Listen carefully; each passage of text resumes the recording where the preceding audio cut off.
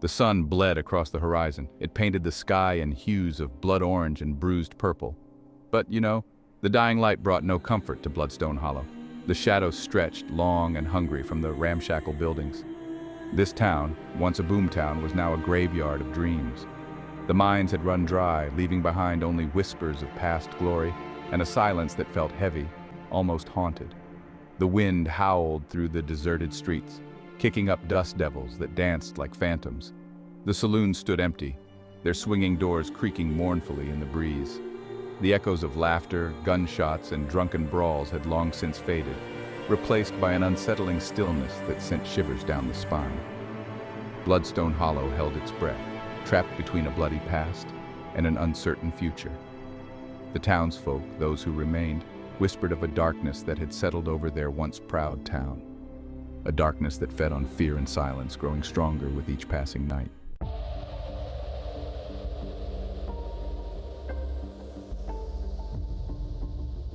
The whispers started in the saloons, passed from grizzled prospector to weary traveler. They spoke of strange occurrences, shadows moving in the night, livestock drained of blood. Unexplained disappearances plagued the town, each one adding fuel to the fire of fear. The whispers found their way to Miss Lila's, the last remaining brothel in Bloodstone Hollow. They clung to the velvet curtains and lingered in the scent of cheap perfume. The girls, hardened by life on the frontier, tried to ignore the growing unease, but fear had a way of seeping into the cracks of even the bravest heart. Something was wrong in Bloodstone Hollow. Something evil had taken root, and I feared for my girls, for their very lives.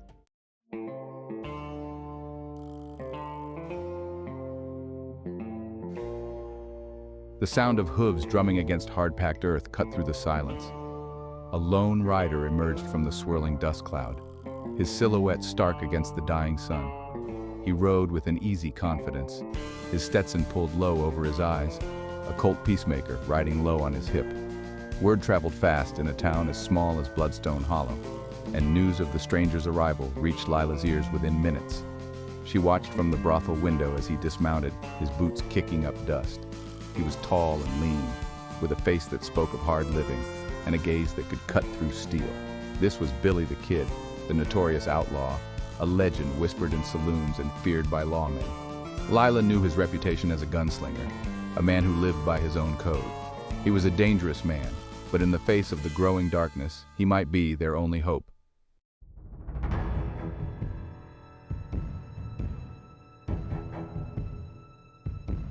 You Lila? Have a seat, Mr. Bonnie, and it's Miss Lila to you. Miss Lila, then, got a proposition for me, I hear. Something about monsters and a whole lot of gold. More than a proposition, Mr. Bonnie. It's a plea for help. These monsters, they're real, and they're picking us off one by one.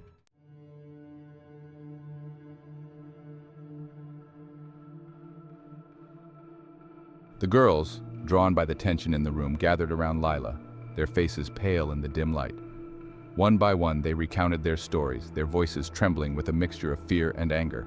They spoke of shadows that moved too fast for human eyes, of teeth that glinted like silver in the moonlight, of an unholy thirst that drained the life from their victims. Billy listened, his face an unreadable mask. He had heard his fair share of tall tales in his time, but there was something about the fear in these women's eyes, the raw terror that dripped from their every word, that gave him pause. They took Maisie last week, dragged her right out of her room screaming. We never found her body, just... Just 2 puncture marks on her neck, like a viper had sunk its fangs into her.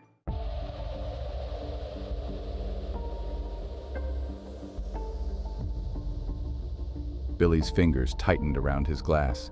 He had heard whispers of such creatures before, tales told around campfires and in hushed tones, vampires. Creatures of the night, preying on the living, their thirst for blood insatiable. He had always dismissed them as superstition, but the fear in this room, the tangible evidence, was beginning to chip away at his skepticism. And what makes you think I can help? I'm a good shot, sure, but even I ain't never killed nothing that walks the night like that. We need someone with grit, Mr. Bonnie. Someone who ain't afraid of a little darkness. She reached beneath the bar and pulled out a small velvet pouch. It was heavy in her hand, clinking softly. Silver bullets, Mr. Bonnie. It's the only thing they fear. Billy took the pouch, his fingers tracing the outline of the coins within. Silver and superstition. He had always scoffed at such things, but there was a first time for everything.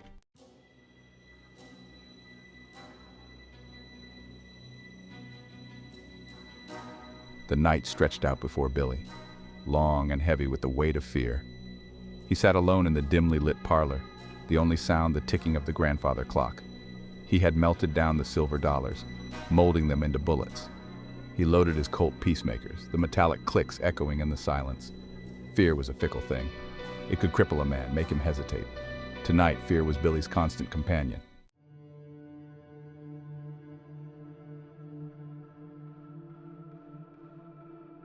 As the hours crawled by, Billy's initial skepticism began to wane. He couldn't shake the feeling that something was watching him, something cold and hungry lurking just beyond the veil of darkness.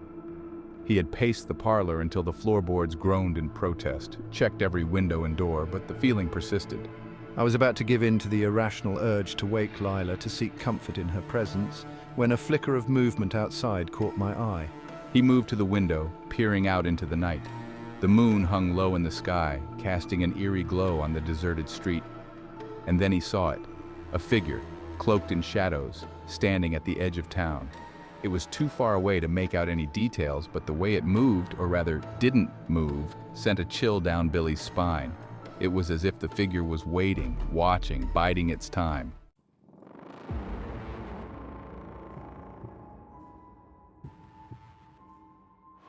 Billy felt a surge of adrenaline, the familiar thrill of danger coursing through his veins. He wasn't sure what he was facing, but he had a feeling this was just the beginning. He checked his guns one last time, the weight of the silver bullets oddly reassuring. I turned from the window, my gaze sweeping over the room, taking in the faded elegance, the dusty chandeliers, the heavy velvet curtains. This brothel, once a place of pleasure and sin, was about to become a battleground, and Billy the Kid, the notorious outlaw, was about to face his strangest enemy yet. The air crackled with anticipation, the silence so profound it was almost deafening. This was the calm before the storm, the brief respite before all hell broke loose. And Billy the Kid, gunslinger, outlaw, and reluctant savior would be ready.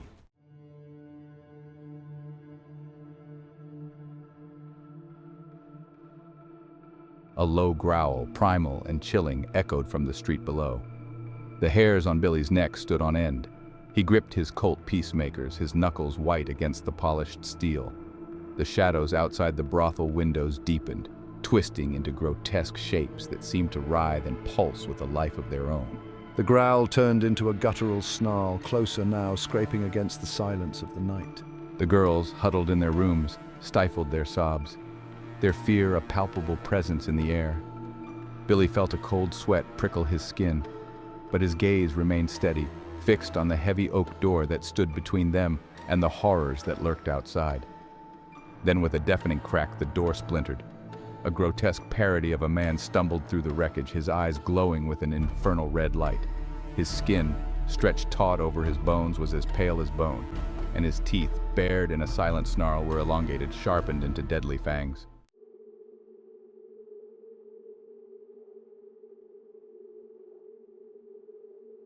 More figures, twisted and monstrous, poured through the shattered doorway, their eyes burning like hot coals in the darkness.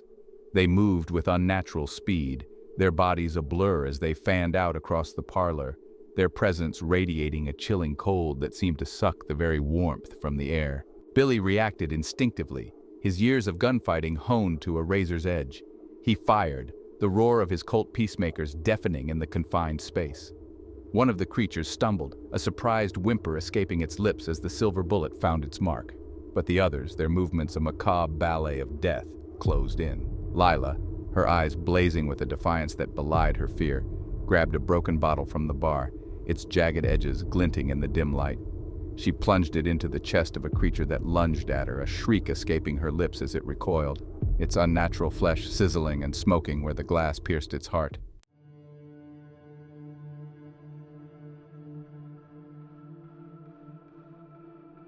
The parlor became a whirlwind of violence, a chaotic dance of death. Gunfire mixed with screams, the air thick with the coppery tang of blood and the stench of decay that clung to the vampires like a shroud. Billy, moving with a grace that belied the chaos around him, picked off his targets with deadly accuracy. Each silver bullet that found its mark elicited a hiss of pain from the creatures, their flesh smoking and burning as if touched by a hot iron. But they were relentless, their hunger driving them forward, their eyes fixed on the living with a predatory gleam. Annie, her face pale but resolute, grabbed a silver-plated hairbrush from a nearby table, wielding it like a weapon. She slammed it against the face of a creature that lunged at her, the silver connecting with a sickening crunch. The creature howled, its face contorting in pain, and stumbled back, momentarily giving her the space she needed to scramble away.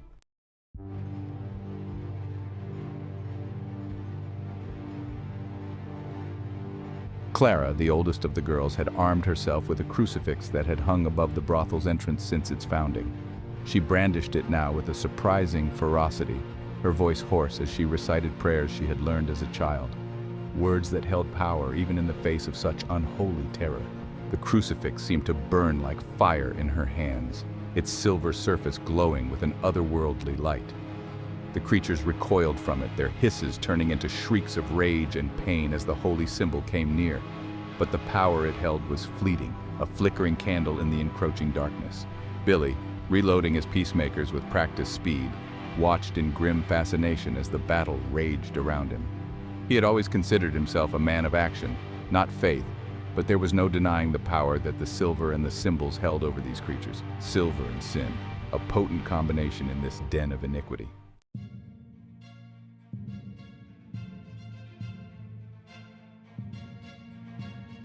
The tide of the battle seemed to be turning against them.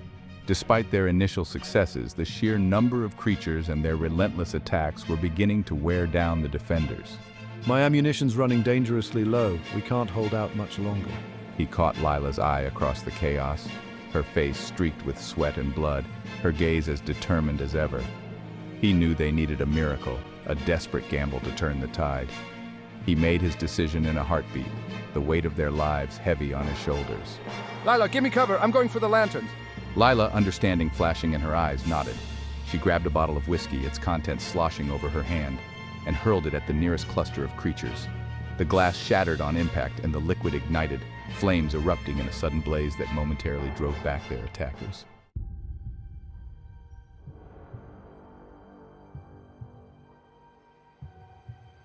Billy didn't hesitate. He sprinted across the room, his boots thudding against the blood-slicked floorboards. Gotta make this count. He reached the wall where the oil lamps hung, their flickering flames casting grotesque shadows that danced across the carnage. He took aim, firing his last 2 bullets into the metal brackets that held the lamps. The brackets shattered, sending the lamps crashing to the floor. Oil splattered across the floorboards, igniting on impact with the already burning whiskey. Flames erupted, a roaring inferno that quickly engulfed the parlor, casting an eerie orange glow on the faces of the living and the undead. The creatures, caught in the sudden blaze, shrieked and hissed, their flesh sizzling and smoking as the flames licked at their unnatural bodies. They recoiled from the heat, their hunger momentarily forgotten in the face of this new threat.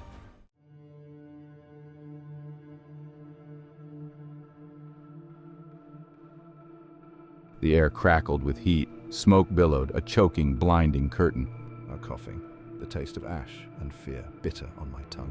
The flames danced, a macabre waltz of orange and red, casting flickering shadows that writhed on the walls like tormented souls. He stumbled back from the inferno, his senses reeling. The screams of the vampires, their unearthly shrieks, now laced with a primal terror he hadn't heard before, echoed through the burning brothel. The flames were a double-edged sword, a desperate gambit that threatened to consume everything in their path. I have to reach Lila, the girls. I have to make sure they're safe. He pushed forward, his boots crunching on broken glass and debris, the heat searing his lungs with each ragged breath. He was a shadow moving through a nightmare, the flames his only guide.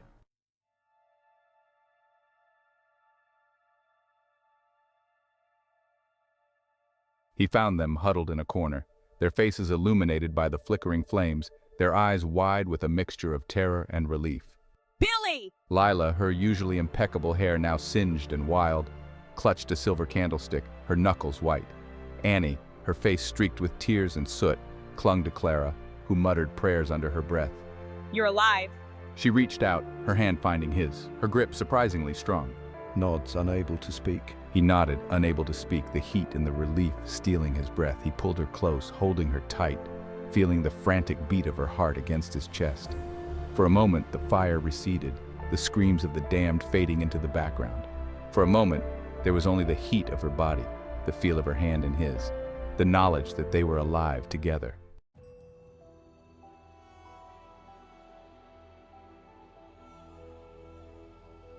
The moment was shattered by a deafening roar, a primal scream of rage and pain that seemed to shake the very foundations of the brothel.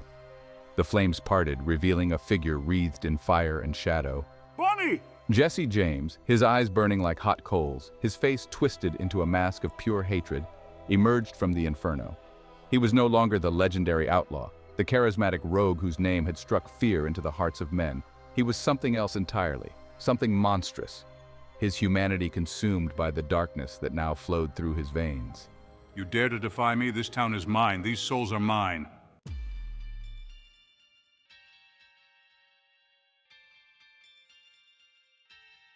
Billy pushed Lila behind him, his body shielding hers from the heat and the hate that radiated from Jesse.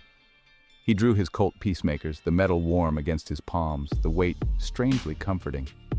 He had faced down death before, stared into the abyss, but he had never encountered anything like this, a creature born of darkness and fueled by an insatiable hunger.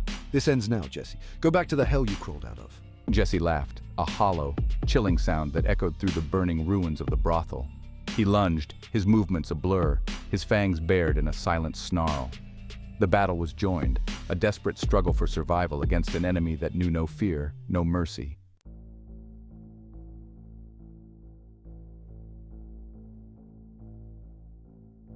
The air was thick with the smell of smoke and blood.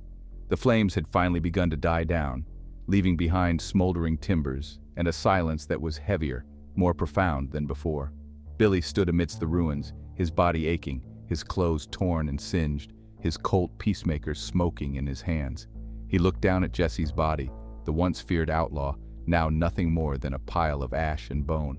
The vampire's eyes, those burning embers of hate, were extinguished, his reign of terror finally at an end. The first rays of dawn, a pale, anemic light, filtered through the smoke and haze, painting the sky in hues of blood orange and bruised purple. It was a new day, but for Billy, the scars of the night, the memory of the horrors he had faced, would linger long after the flames had died and the smoke had cleared.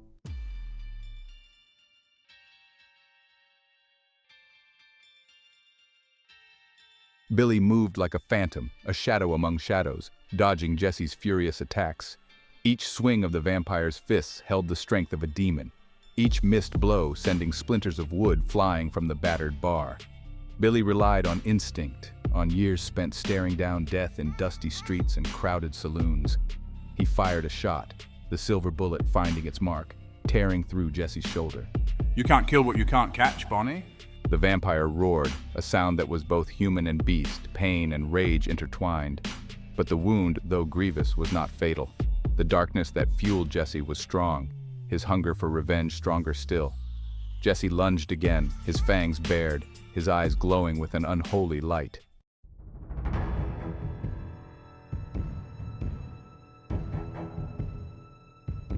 Billy rolled away, narrowly avoiding Jesse's grasp. He scrambled to his feet, his back pressed against a wall of fire, the heat searing his skin through his tattered shirt. He had one bullet left, one chance to end this nightmare. But Jesse was fast, fueled by an unholy power that seemed to mock Billy's own mortality. This town has seen enough death, Jesse. It's time to rest. Jesse laughed, a hollow, humorless sound that echoed through the burning room. Death is for mortals, boy, and I am forever.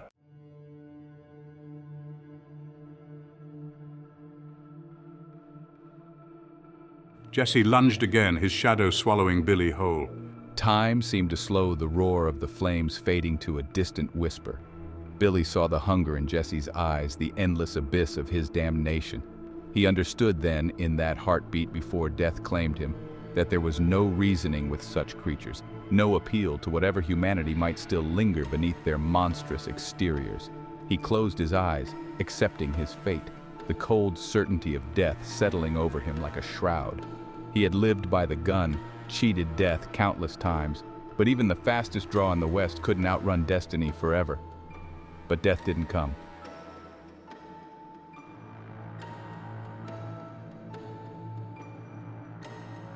He opened his eyes, his vision blurred by smoke and the sudden rush of adrenaline. Lila stood before him, her silver candlestick raised, her face a mask of fierce determination. The candlestick plunged into Jesse's chest, piercing his undead heart. The vampire roared, a sound of pure agony and disbelief, his body engulfed in a blinding flash of light. Lila stumbled back, coughing, her face pale beneath the soot and grime. She looked at Billy, her eyes wide with a mixture of fear and relief. "It's over," she whispered, her voice hoarse. "He's gone." Billy nodded, his own heart pounding against his ribs like a drum. He holstered his peacemaker, the weight of the unused bullet a heavy reminder of the line he had just crossed.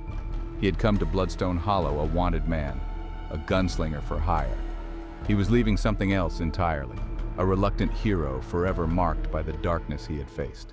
The sun, a pale sliver of gold, pierced through the smoke-filled sky.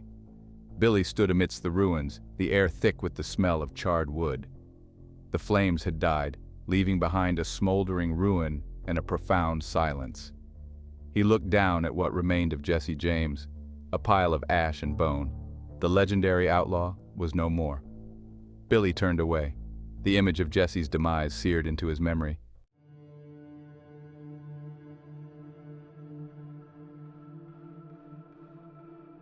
The rising sun, a pale ghost behind the smoke-filled sky, cast a mournful glow over the wreckage. The brothel, once a beacon of sin and pleasure, now stood as a testament to the horrors that lurked beneath the surface of the world. The air, thick with the stench of charred wood and decay, clung to Billy like a shroud. He moved through the ruins, his boots crunching on broken glass and splintered wood. The silence was heavy, broken only by the hiss of dying embers and the mournful creak of the remaining timbers. The fight was over, Jesse James vanquished, but victory had a bitter aftertaste. He found Lila amidst the debris, her usually vibrant dress torn and covered in soot. Her face, framed by strands of singed red hair, was pale, her eyes reflecting the horrors they had witnessed. She was alive, a testament to her strength and resilience, but the fight had taken its toll.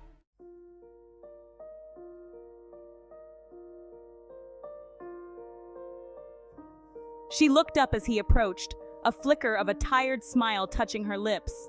"He's gone," she said, her voice raspy, barely a whisper. It wasn't a question, more of a statement of disbelief, a prayer whispered into the wind.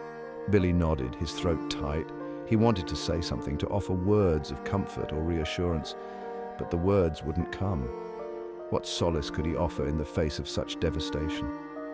What words could erase the memories of the night, the screams, the blood, the terror that lingered like a phantom in their wake? He placed a hand on her shoulder, a gesture of comfort and farewell. He had taken their money, their silver, their desperate plea for help. He had done what he had to do, but the victory felt hollow, the price too high. He couldn't stay, not in this town, not with the ghosts of the fallen. Some wounds, he knew, ran too deep to ever truly heal. He turned to leave, the image of Lila's haunted eyes etched into his memory. His boots kicked up dust as he walked through the deserted streets of Bloodstone Hollow. The town, bathed in eerie sunrise light, seemed to hold its breath. He could still hear the screams in the wind, feel the heat of the flames. The night had changed him, branded him with a darkness he couldn't outrun.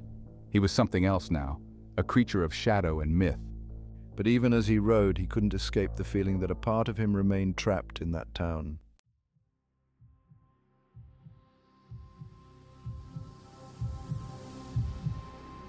The tale of Billy the Kid and the vampire horde of Bloodstone Hollow spread like wildfire, carried on the wind across the vast expanse of the West. It was whispered in saloons and around campfires, a cautionary tale of darkness and redemption, of the monsters that lurked in the shadows and the unlikely heroes who dared to face them. Some dismissed it as just another tall tale, a drunken rambler's fabrication meant to impress and entertain. But others, those who had seen the darkness in the eyes of men who knew that some legends were rooted in truth, listened with a shiver of fear and a grudging respect. Billy the Kid, the outlaw, the gunslinger, had become a legend of a different sort. He was a whisper in the wind, a shadow in the night, a reminder that even in the wildest corners of the West, the line between myth and reality was often blurred, and that sometimes the greatest monsters wore familiar faces.